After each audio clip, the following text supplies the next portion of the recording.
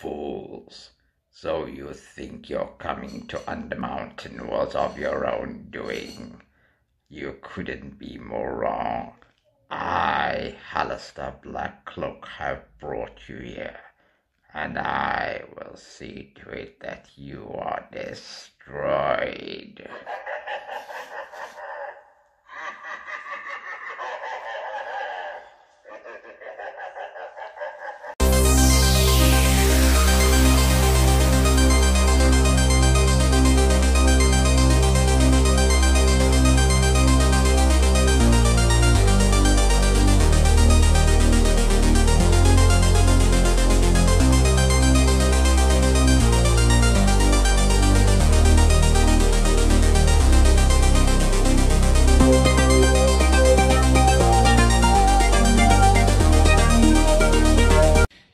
Hey everyone, welcome back to Life of Us, and in tonight's episode I will be bringing you a more in-depth review of Dungeon of the Mad Mage. I've now managed to complete the whole campaign. I've managed to defeat the infamous Hallister Blackcloak, and I'm happy to say that this is a worthy iteration in the D&D board game series. It's the sixth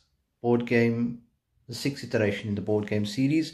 Follows very much in the same style mechanic as Tomb of Annihilation, although this one is a little bit more dungeon centric. It's got the traditional claustrophobic dungeon setting, whereas Tomb of Annihilation, at least you had those two environments, the transition between a jungle setting into a tomb setting. This one is purely dungeon based. There are some highs to the game, there are a few lows to the game, and we'll look at that with briefly, just with a few sort of a very high level look at how the game plays without actually playing an actual adventure. Yeah, let's dig right into it, and I'll show you some of the gaming mechanics and game components. Okay folks, so the setting takes place in Undermountain, which is the domain of Hallister Blackcloak, the infamous crazy archwizard or archmage type character, and you'll be playing as one of 5 different heroes who have come to Undermountain for their own reasons. This game, although it is playable solo, it's recommended that you play with 2 to 5 characters at least. I would say that at least 3 characters to balance the even out the difficulty as you go along.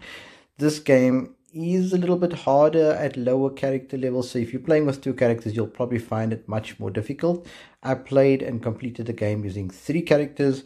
But whichever option you choose, whether you're going 2 or 3 characters, my suggestion for that is that you always include this guy, which is Markin, the human sorcerer. The reason why is that Markin has a very unique ability or a very unique power called Font of Magic, which basically allows him to play his daily powers 3 times before the card is flipped. Actually, it's 4 times, because you get 3 Font of Magic tokens, and then you can play it 1 more time before the card is flipped, which really helps within this game, particularly as this game is very trap heavy and very monster heavy.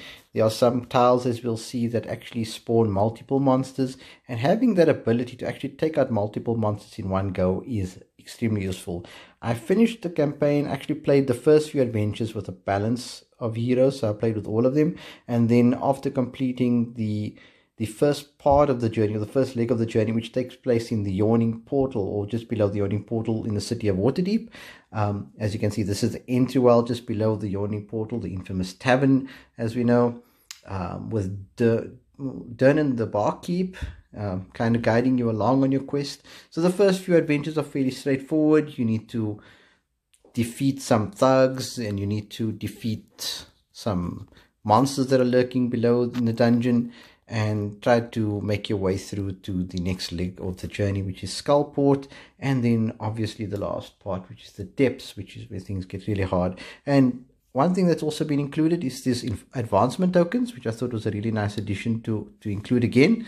We saw it in Tomb of Annihilation, and they've got them here again. You can purchase, for instance, when you are in the Yawning Portal, the first few adventures which takes place in the Yawning Portal scene, you could purchase these useful advancement tokens. They are kind of like powers, but the best part about them is that they, or well, kind of like magic items, but they don't go away. You can keep them for as long as you like. After you've played them, you flip them over, and then at the start of the next adventure, you flip them back and you've got them. They get pricier as you go along, but they also have some unique abilities as you go along. For instance, when you get to the last leg of the journey, you have the recharge ability, which allows you to recharge one of your daily or utility powers. Also included in this game is the ability to level up. So your characters can level up to level 2 as per the normal D&D standard, but in this version of the game you can actually level up to level 3 and level 4. And when you level up to level 3, you get an additional utility power, but you also get a class expert power, and I'll show you what that looks like in a minute.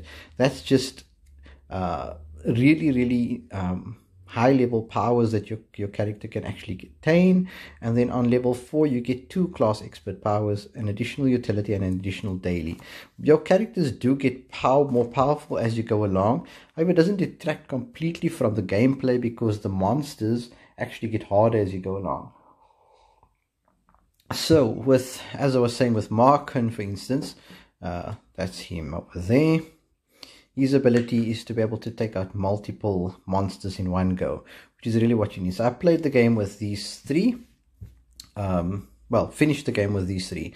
The first one is Atker, who is a tiefling fighter, and I used her ability mainly because whenever she regains HP, all other heroes on a tower gain HP and gain advantage. So it was benefiting to the party, but you could probably have another hard hitter like the paladin, also with the same AC, same HP as well, and an ability to take damage. Essentially you want one tank character. You definitely want the human sorcerer with his font of magic. And then I went with Trosper, the little gnome rogue. And the reason I went with Trosper is because as the dungeon progressed in different levels, it became rather trap heavy, especially towards the end, and Trosper's ability with traps made her a unique character to play or to have in my party. So I didn't play too much with Cormac or Nayeli, but maybe in a second playthrough I'll give them a go and see how they spin. Okay, so let's have a look at some of those expert powers that I was talking about. So these are the 3 expert powers for Marken, the human sorcerer. He's got Storm's Fury, Whirlwind, and Wind Soul. And you can see, just looking at the subtext for them, sorry, spoiler alert for anyone. So yeah, if you're hoping to avoid spoilers, too late for that now. Apologies from me. But it's these powers really get really intense as you go along. This one says every time an attack from an adjacent monster hits you, you can deal 1 damage to that monster. So that means any low level monster that hits you is essentially dead because they have 1 HP. And then there's a Whirlwind, which allows you to attack. I mean, it's a +9 4 damage, and then some of them are actually +13. I've even seen attacks of +13, which is practically a guaranteed hit on those monsters. And then this unique ability, Wind Soul, which lets you move adjacent heroes 1 tile in any direction. So the expert powers, they really useful. They do come at a price, so in order to upgrade to that level you actually have to spend coins. So gold is what you need, and to upgrade to a level 3 it's something like 3,000 gold, and as you progress it gets a little bit more expensive.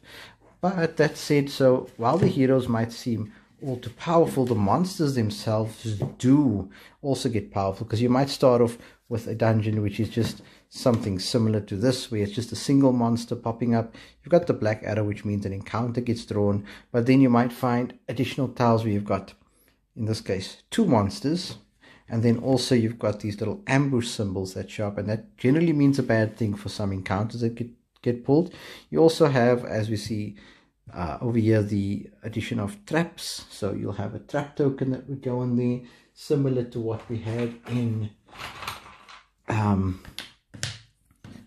4 of them actually, similar to what we had in Tomb of Annihilation. And obviously if you are unsuccessful in disabling the trap, it triggers, and in this case an arrow trap would do 2 damage. So yes, that's why I went with Trosper the gnome, because he's quite proficient at handling traps and dealing with traps. You might even have cases where you've got a traps and a monster to deal with, and these traps get a little bit tricky because they do kind of mess up your whole movement. You've got to move through them in order to progress to the next tile. you could even have cards like these which pop up where you get not just 1 or 2 monsters but 3, and there are even tiles for 4 monsters popping up. So while in the first few adventures there may be low level monsters like these thugs, for instance, and these veterans, as the game progresses or you go through the different levels of the dungeon and the different parts of the game, from Waterdeep to Skullport, these characters do level up themselves. So their monster cards actually get swapped out for more harder or higher level monster cards. The thug then becomes an infested thug. So after he's defeated, you replace him with one of those little brain monster thingies. And then the veteran becomes a gnarled veteran, I think it's called. And a lot of that with some of the other monsters, the swords especially, the little flying swords that you find throughout the dungeon. Again, very thematic because it ties in with Hallister. If you look at Hallister's, let me see if I can find his villain. Yeah, this is Hallister, and he's got all the swords around him. So he's probably responsible for all the flying swords in this dungeon. These flying swords start off being, well, a real pain in the ass, but as you get to the next few levels of the dungeon, once you reach the depths, they become a right old pain in the ass, and they become quite difficult to defeat. I think it's 3 HP at that point, or 4 HP.